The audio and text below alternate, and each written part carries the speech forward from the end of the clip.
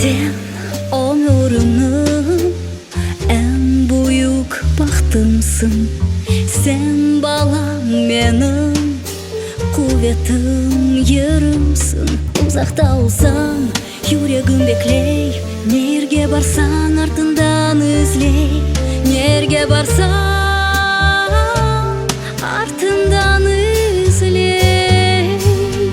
Bütün dualar sen için eden, her bir alevge hep kırarım ben altına.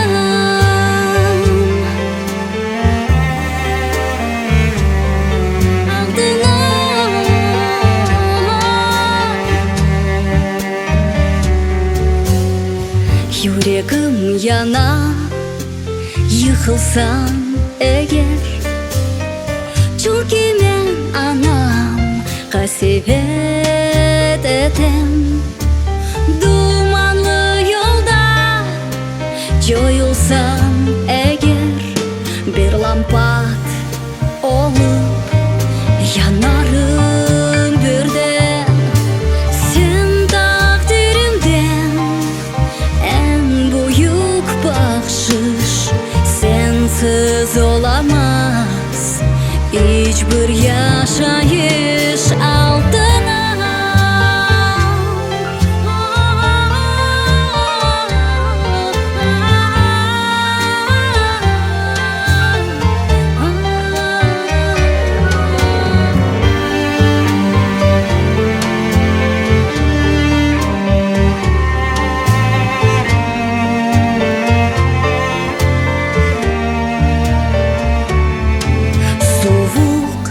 Boranlar ufursa şimalden, kanatım ile kucaklarım ben. Kaç yaşın olsa da farkı yok bana.